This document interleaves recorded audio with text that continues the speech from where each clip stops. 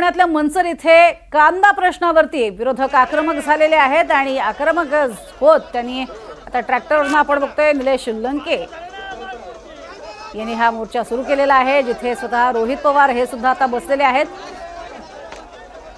अशा स्वरूपाचं आंदोलन हे आपण यापूर्वीही नाशिकमध्ये झालेलं पाहिलेलं होतं। रोहित पवार हे अतिशय आक्रमक अशा भूमिकेमध्ये आपल्याला पाहायला मिळत होते आणि 25 रुपये हमी भाव द्या अशी मागणी जी आहे ती केली जाते।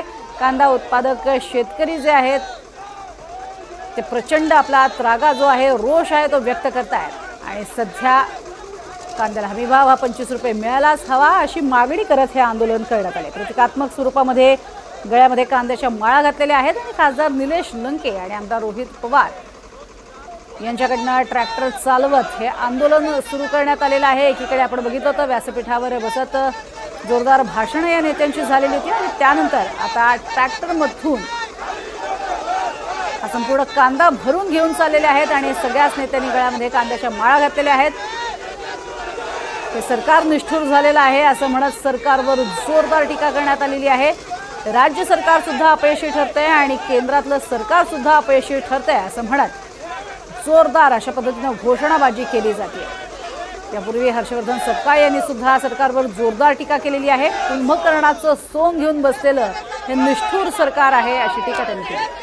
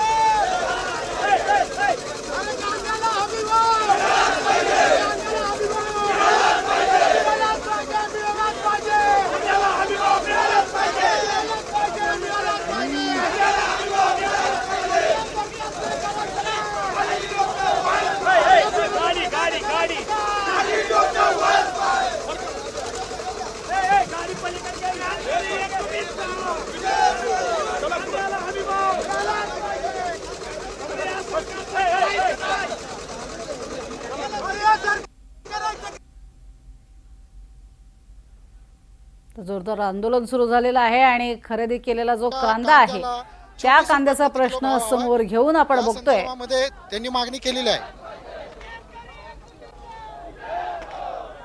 आणि माहिती या संदर्भात घेणार आहोत आमचे प्रतिनिधी यशपाल सोनकांबळे आपल्या सोबत आहेत। यशपाल, अनेक प्रामुख्याने मागण्या आहेत कांद्या संदर्भातले हमी भाव असेल किंवा नाफेडद्वारे होणारी खरेदी असेल किंवा निर्यात असेल, अशा सगळ्या मुद्द्यांना धरून आंदोलक जे आहेत ते आपल्याला आक्रमक होताना पाहायला मिळत आहेत। मात्र राष्ट्रवादीकडून हे आंदोलन जे आहे ते तीव्र होताना पाहायला मिळते का? प्रज्ञा, हा सर्वपक्षीय मोर्चा आहे। राष्ट्रवादीचे कार्यकर्ते जरी जास्त असले तरी काँग्रेसचे देखील कार्यकर्ते आहेत। काँग्रेसचे प्रदेश अध्यक्ष हर्षवर्धन सपकाळ या ठिकाणी आहेत। शशिकांत शिंदे, रोहित पवार, निलेश लंके यांच्या नेतृत्वामध्ये हा सर्वपक्षीय मोर्चा आहे। कांद्याला 24 रुपये प्रति किलो भाव मिळावा, नाफेडकडून 2 लाख टन उचल न घेता 10 लाख टनाची कांद्याची उचल घेतली जावी या संदर्भातली मागणी आहे। तसेच कांदा निर्यात करावा या देखील मागणीसाठी इथे आंदोलन सुरू आहे। कांदा उत्पादक शेतकरी अत्यंत संतप्त झालेले आहेत। आता पुणे नाशिक महामार्ग अडवण्यात आलेला आहे। पोलिसांनी या रास्ता रोको आंदोलनाला परवानगी नाकारली आहे। नोटीस देखील त्यांना बजावण्यात आली होती की गुन्हे दाखल करू म्हणून, परंतु या नोटीसीला न जुमानता हर्षवर्धन सपकाळ असतील, शशिकांत शिंदे, रोहित पवार, निलेश लंके हे आंदोलन करतायत। रास्ता रोको केलेला आहे। पुणे नाशिक महामार्ग आता पूर्णपणे बंद करण्यात आलेला आहे। एकूणच या कांद्याच्या प्रश्नावर सर्वपक्षीय आंदोलक अत्यंत संतप्त अशा प्रतिक्रिया आहेत। पोलिसांनी परवानगी नाकारलेली असली तरी रोहित पवार मात्र आंदोलनावर ठाम आहेत। या ठिकाणी रोहित पवार भूमिका मांडतायत, आपण पाहूया। कोणाला कुठली अडचण असेल तर लगेच सोडायची. कार्यकर्ते त्या ठिकाणी पुढे आणि मागे आहेत, त्यामुळे सामान्य लोकांना अडचण होणार आहे याची. आणि सामान्य लोकांना तुम्ही विचारा, ते म्हणतील अरे इथल्या सामान्य लोकांना न्याय देण्यासाठी या महाराष्ट्रासाठी 10, 15, 20 मिनिटं 1-2 तास आम्हाला त्रास झाला तरी चालेल, पण महाराष्ट्रातल्या सामान्य लोकांना न्याय देण्यासाठी लढा लढलाच पाहिजे. मंत्रिमंडळाचं लक्ष वेधण्यासाठी हा प्रयत्न आहे. बैठक होईपर्यंत हे अरे बा, बैठकीत काय करतात मला माहित नाही. बैठकीत ते जेव्हा चर्चा करतात तेव्हा हे कॉन्ट्रॅक्ट आणि ते कॉन्ट्रॅक्ट. आमचं म्हणणं आहे जरा शेतकऱ्याच्या बाजूने निर्णय घेणं हे जास्त महत्वाचं आहे. आजच्या कॅबिनेटमध्ये आमच्या या शेतकऱ्यासाठी निर्णय घेणं महत्वाचं आहे. आता बघू, आज हे मोठं दुसरं आंदोलन झालेलं आहे. आतापर्यंत काही प्रमाणात यश आलेलं आहे, पण काही प्रमाणात सरकार त्या ठिकाणी ऐकत नाही. त्यामुळे सरकारला जर आपल्याला जागेवर आणायचं असेल तर असं आंदोलन मोठं करावं लागेल.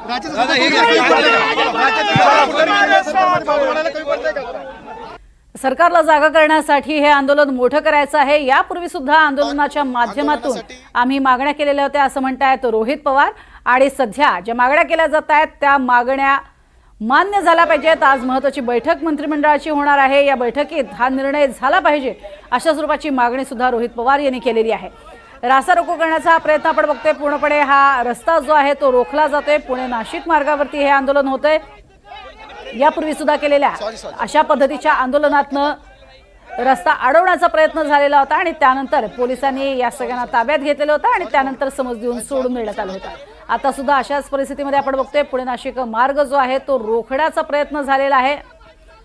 मुख्य चौकामध्ये या महामार्गाच्या चहूबाजूंनी हे सगळे कांदा उत्पादक एकवटलेले आहेत आणि मधोमध ट्रॅक्टर या ठिकाणी कांद्याचा नेऊन ठेवलेला आहे. एकीकडे कांद्यासंदर्भात प्रश्न वारंवार उपस्थित होत आहेत. कांद्याला हमी भाव द्यावा अशी मागणी आहे, कारण कांद्याचे दर घसरल्यानंतर मोठा त्रास सहन करावा लागतो. आणि आपण बघतोय पोतचे पोतं पूर्ण ओतून दिलेलं आहे कांद्याचं. रस्त्यावरती कांदा ओतून आपला निषेध व्यक्त केलेला आहे आणि यावेळेला सगळेच आक्रमक झालेले पाहायला मिळत आहेत. मोठ्या प्रमाणात मवियाचे सगळे कार्यकर्ते इथे उपस्थित आहेत. निलेश लंके तसंच रोहित पवार यांनी एकत्रित येत ट्रॅक्टरवर चढून कांद्याचं एक अख्खं पोतं रस्त्यावरती ओतलेलं आहे आणि निषेध व्यक्त केलेला आहे सरकारी धोरणांचा. ते अशा पद्धतीनं निषेध व्यक्त करतायत. आणखी एक पोतं जे कांद्याचं ते रिकामं केलं जातंय. अतिशय आक्रमक अशा सगळ्यांच्या भावना आपल्याला पाहायला मिळत आहेत. एकीकडे 25 रुपये प्रति किलो हमी भाव मिळायलाच पाहिजे अशी मागणी आहे आणि त्याचबरोबरीनं या कांद्याला प्रति किलो 15 ते 20 रुपये अनुदान सुद्धा मिळायला हवं. नाफेडकडनं बाजार समितीमध्ये कांदा खरेदी केली जावी ही सुद्धा प्रामुख्याने त्यांची मागणी आहेच. पण त्याबरोबरीनं कांदा केवळ देशांतर्गत नव्हे तर बाहेर सुद्धा म्हणजे निर्यात सुद्धा कांद्याची व्हावी ही देखील त्यांची मागणी ही अटळ आहे. आज महत्त्वाची बैठक एकीकडे होणार आहे. राज्य मंत्रिमंडळाची दुपारी 12 वाजता ही बैठक पार पडेल आणि या बैठकीत हा मुद्दा उचलून धरावा अशी मागणी ही त्यांची आहे. शेतकऱ्यांचे अनेक प्रश्न आहेत आणि त्यातल्या कांदा उत्पादक शेतकऱ्यांचा महत्त्वाचा प्रश्न आपण बघतोय. मोठा जो पट्टा आहे कांदा उत्पादक शेतकऱ्यांचा त्याच पट्ट्यामध्ये जोरदार आंदोलन केलं जातंय. त्यात आधी नाशिकमध्ये झालेलं आंदोलन आणि त्यानंतर आता पुण्यातल्या मंचर इथे झालेलं हे आंदोलन आपल्याला पाहायला मिळतंय. कांदा उत्पादक शेतकरी आणि त्यांचा हा सगळ्यात महत्त्वाचा मोठा हा संपूर्ण पट्टा आणि त्यातच रोहित पवार तसंच सर्व विरोधक एकत्र येत हे आंदोलन करतायत. पुणे जिल्ह्याचं पश्चिम महाराष्ट्राचं प्रतिनिधित्व आपल्या या आंबेगाव, खेड आणि जुन्नर या भागातल्या शेतकऱ्यांनी त्या ठिकाणी केलेलं आहे. त्यामुळे सर्व शेतकऱ्यांचं या ठिकाणी आम्ही आभार व्यक्त करतो.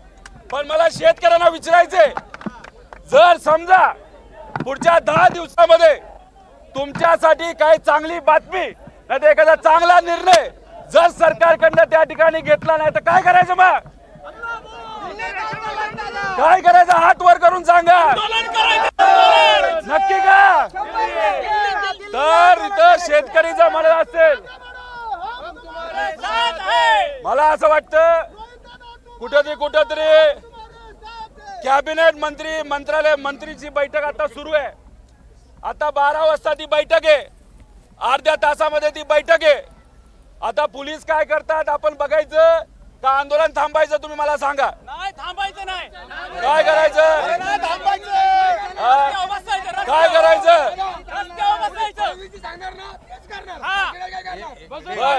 बर काय ठरलं? ठिकाणी बसून राहणार आहे. तुमच्यावर कारवाई होईल नाही होईल ज्याला भीती वाटते, जो लढायला तयार नाही, जो या भूमीचा मान ठेवणार नाही ते इथं थांबणार नाही. पण आम्ही पोलीस कारवाई करूच तर या ठिकाणी बसणार म्हणजे बसणार. पोलीस काय निर्णय घेतात त्या ठिकाणी घेतील.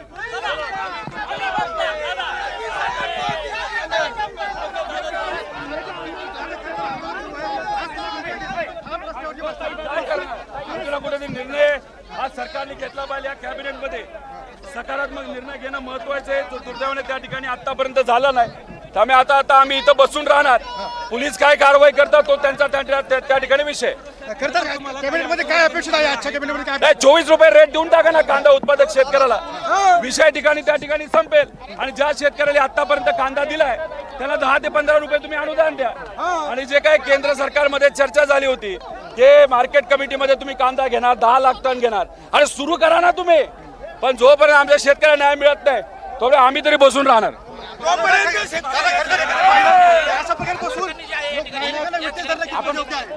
बघा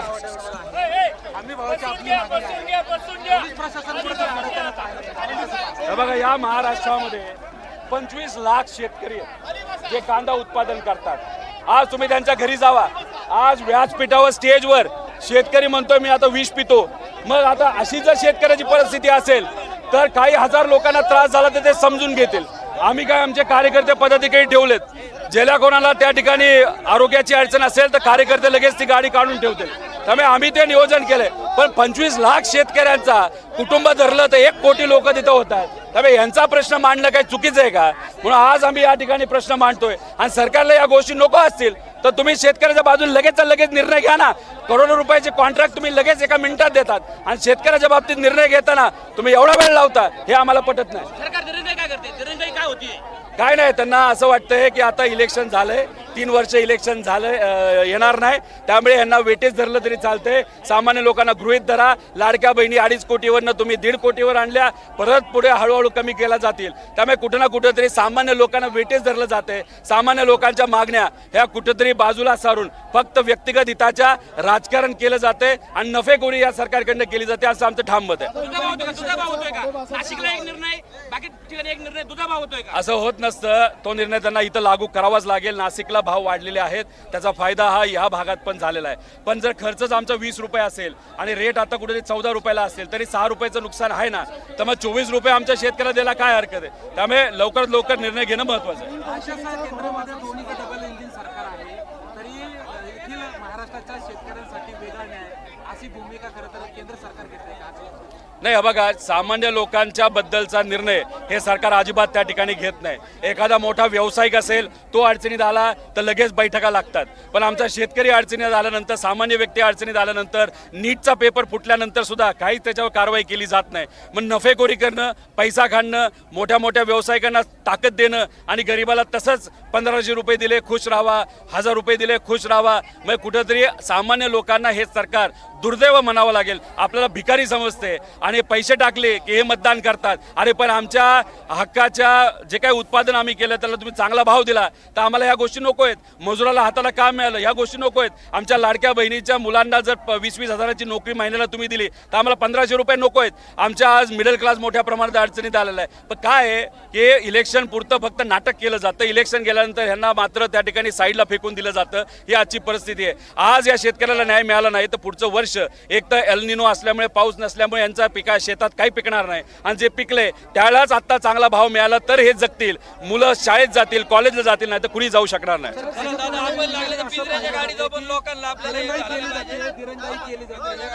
शेतकऱ्यांकडून कमी भावामध्ये व्यापारी खरेदी करणार, नंतर व्यापाऱ्यांकडनं जास्त बाजारभाव. हाच विषय होता नाफेडचा. जेणेकरून नाफेड काय करायचं, काय प्रायव्हेट लोकांकडनं. आता खरात भोंदूबाबा माहिती आहे, त्याचं सुद्धा एक कॉन्ट्रॅक्ट होतं. भोंदूबाबा पैसा कमवायचा, कोणाच्या नावावर जीवावर शेतकऱ्यांवर. काय केलं जातं, व्यापाऱ्यांकडनं 4-5 रुपयाला कांदा घेतला जातो आणि नाफेडच्या किमतीला तो त्या ठिकाणी नाफेडला विकला जातो. हे मध्यस्थी लोक, याच्यात शेतकऱ्याला कुठंच फायदा होता. म्हणून आमची मागणी होती मार्केट कमिटीमध्ये कांदा विकत घ्यावा, शेतकऱ्याला दिसलं पाहिजे नाफेड काय बोली लावतोय, व्यापारी काय बोली लावतोय. त्यामुळे मार्केट कमिटीमध्ये कांदा घेणं महत्त्वाची ही मागणी होती, ती मान्य केली, लागू नाही झाली. त्यामुळे आमचं हे मत आहे की नाफेडमधून जो काय खरेदी केला त्या नफेखोरी होते. त्यामुळे पारदर्शक पद्धतीने खरेदी करणं, 10 लाख टन खरेदी करून भारतात न विकता भारताच्या बाहेर हा माल काढला तरच शेतकऱ्याला 25च्या पुढे भाव मिळेल, नाही तर मिळणार नाही. आता शेतकऱ्याचा कांदा बऱ्यापैकी संपला, आता व्यापाऱ्यांचाच कांदा राहिलाय.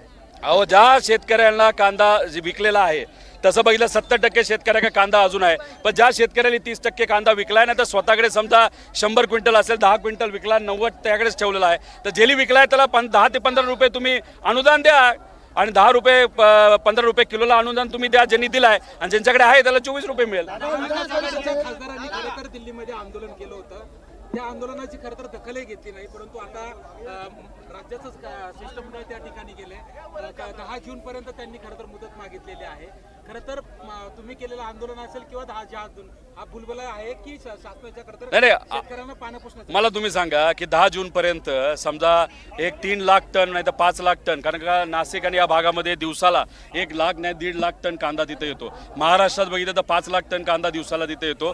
टोटल 100 लाख टन तिथं कांदा इथं बनला जातो. आता 10 तारखेपर्यंत काय वाट बघायची का लोकांनी, स्वस्तात विकत बसायचं? अरे घ्या ना निर्णय आता तुम्ही, काय तुम्हाला कोण थांबवतं? डबल इंजिन सरकार आहे ना, मग तुमच्याकडे सरकार आहे वर पण खाली पण, निर्णय घेऊन टाका. 10 जून पर्यंत काय मुहूर्त बघता का माणसं मरायचा?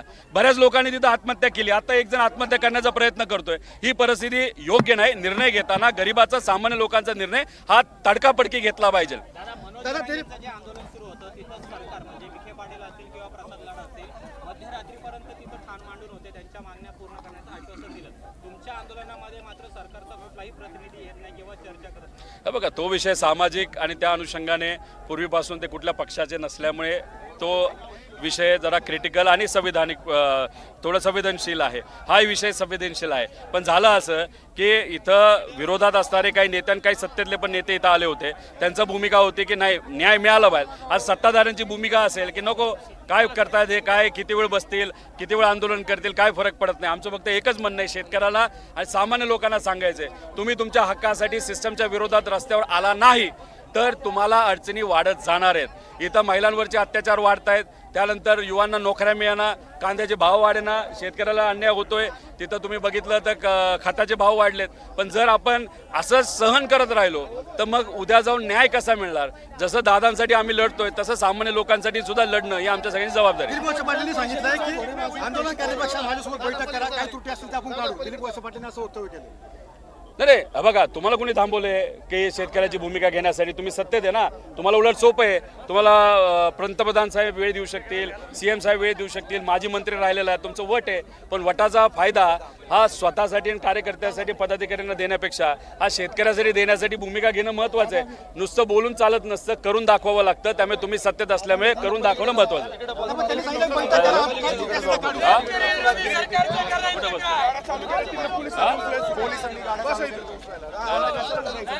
सत्तेत असणाऱ्यांनी आता केवळ बोलून दाखवून उपयोग नाही तर करून दाखवावा असं म्हणत रोहित पवार यांनी या सरकारला धारेवर धरण्याचा प्रयत्न केलेला आहे. सध्या मार्ग रोखून धरलेला आहे. पुणे नाशिक महामार्ग त्यांनी पूर्णपणे रोखलेला आहे. त्याच्यामध्ये लक्ष देऊन आहे. याच्या पुढे ते मोठं आंदोलन घेतील अशी त्यांची भूमिका आहे. आता त्यांचा काही व्यक्तिगत अडचण असल्यामुळे अचानक, नाही तर ते निघाले होते, अचानक त्यांचा फोन आला की काही अडचण व्यक्तिगत असल्यामुळे मला येता येत नाही. त्यांचा पाठिंबा आहे सोशल मीडियावर आणि व्हिडिओच्या मदतीने त्यांनी सांगितलंच आहे. पुढच्या वेळेस याच्यापेक्षा मोठं आंदोलन ते नक्कीच घेतील असा विश्वास आहे.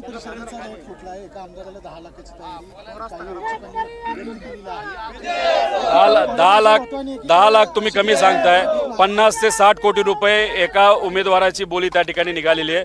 खर्च करण्याची पण ऐपत जो कुठला उमेदवार असेल, पार्टीकडनं सपोर्ट केला झाला तर व्यक्तिगत त्याची सुद्धा 40-50 कोटीची आहे. घोडे बाजार इथं नेत्यांचा होतोय आणि गरीब मात्र त्या ठिकाणी घोड्यासारखा राहत असेल, जनावरांसारखा जगत असेल तर हे कितपत योग्य आहे? त्या अनुषंगाने आम्ही म्हणतोय की हे राजकारण अतिशय गलिच्छ झालेलं झालेलं आहे, लय मंगाळ झालेलं आहे दादा जसं म्हणायचे तसं. आणि ह्या सगळ्या गोष्टी जर आपल्याला बदलायच्या असतील तर रस्त्यावर उतरल्याशिवाय या गोष्टी बदलू शकत नाही. आचारसंहितेचा देखील अडसर या निर्णयामध्ये आहे असं काही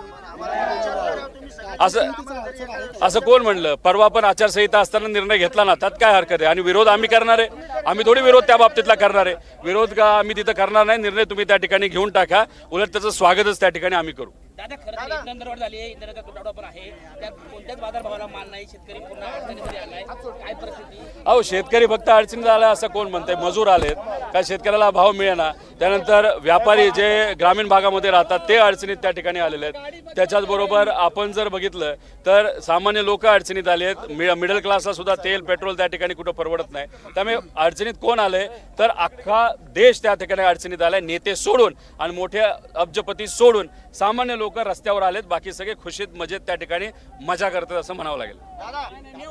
पाहायला गेलं तर रद्दी 30 रुपये किलो आणि भंगा 40 रुपये किलो आहे. मग सरकार शेतकऱ्यांच्या बाबतीतच का कमी पडतं? कारण का शेतकऱ्यालाच कदाचित असं म्हणावं लागेल, इलेक्शनच्या आधी भाव दिला जातो आणि इलेक्शन गेल्यानंतर रद्दीसारखं बाजूला फेकलं जातं. ही आजची या सरकारची परिस्थिती आहे. लाडक्या बहिणींचं काय केलं? 2.5 कोटी बहिणींना पैसे दिले, तुम्ही टिमकी वाजवली आणि इलेक्शन झाल्यानंतर 1 कोटींचं नाव कमी केलं आणि पुढे पुढे सगळ्यांचंच नाव कमी करणार. म्हणजे महिलांच्या मताचा वापर पैसे देऊन, ते सुद्धा तिजोरीतले पैसे वापरून तुम्ही त्या ठिकाणी करून मतं घेतली आणि नंतर तुम्ही बहिणींना सुद्धा विसरला.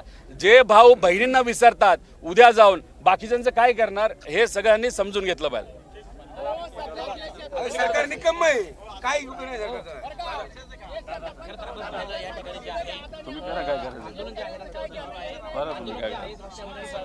कांदा प्रश्नावरती आक्रमक झालेले एकीकडे रोहित पवार आणि सध्या विरोधक आपल्याला पाहायला मिळत आहेत. यांनी पूर्णपणे पुणे नाशिक रस्ता जो आहे, महामार्ग जो आहे तो रोखून धरलेला आहे. कारण सर्वच्या सर्व हे कार्यकर्ते मोठ्या संख्येनं बसलेले आहेत. थेट जाऊयात, विखे पाटील सध्या बोलत आहेत तिथे. मागे घेण्यासंदर्भात विचार विनिमय सुरू आहे. कसं पाहता या बंडखोऱ्यांसंदर्भात महायुतीत काही मतभेद झाले आहेत का? त्यामुळे या बंडखोऱ्या उभ्या राहिल्या. तो निर्णय महायुतीची जी कोर कमिटी आहे त्याच्यामध्ये काय महायुतीची जी कोर कमिटी स्थापन करण्यात आलेली आहे त्या संदर्भात निर्णय करेल. संजय राऊतांनी तुमच्यावर टीका केलेली आहे. अजून किती दिवस ते भाजपमध्ये राहतात हे दिसेलच. कुठेतरी सत्ता बदलली की पक्ष बदलणारी ही लोक आहेत असं संजय राऊत हे अहिल्यानगरमध्ये जाऊन बोलले होते. संजय राऊत मी कधी दखलच घेत नाही. संजय राऊत काय म्हणतात त्याच्या अशी की त्यांचा पक्ष संपवण्याचं मोठं पुण्य त्यांनी केलेलं आहे. त्यामुळं अशा लोकांनी माझ्यावर टीका करणं त्याच्याकडून वेगळी अपेक्षा त्यांच्याकडून मी काही ठेवलीच नाही कधी. सर, राज्याच्या FDA डिपार्टमेंटने पतंजलीच्या दिव्या फार्मसीवरती वेगवेगळ्या जिल्ह्यांमध्ये कारवाई केलेली आहे. बंदीची कारवाई झालेली आहे. अनेक प्रोडक्टमध्ये ग्राहकांची दिशाभूल केल्याचा आरोप आहे. विशेष करून रामदेव बाबांसाठी या पतंजलीसाठी महाराष्ट्र सरकारने महाराष्ट्रात जमीनही दिलेली होती आणि त्यानंतर अशा प्रकारची कारवाई पाहायला मिळाली. मला कल्पना नाही, मी आता माध्यमातून पाहिलं आहे ती कारवाई झालेली आहे. परंतु जे काय असेल त्याप्रमाणे जे काही त्या विभागाने धोरण ठरवलं असेल त्याप्रमाणे होईल. थँक्यू. विखे पाटील बोलत होते आणि ज्यावेळेला त्याच्यावरती टीका करण्यात आलेली आहे, स्वतः विखे पाटील हे भाजपात किती काय राहतात ते बघाच असं संजय राऊत यांनी म्हटलेलं आहे. त्यावर त्यांनी मी त्यांच्या बोलण्याला महत्त्व देत नाही. उठवायची, परत 2 दिवसांनी निर्यात बंदी लावायची, हे मनमानी चालू आहे. हे सरकार शेतकरी विरोधी सरकार आहे. या सरकारला आपणाद्वारे मी विनंती करतो की आज कॅबिनेटची बैठक आहे ना, तुम्ही तात्काळ डिसिजन घेतला पाहिजे. निर्णय खरे जर तुम्ही शेतकऱ्यांचे काय वरी म्हणून पुत्र म्हणून तुम्ही जर मतदार महाराष्ट्र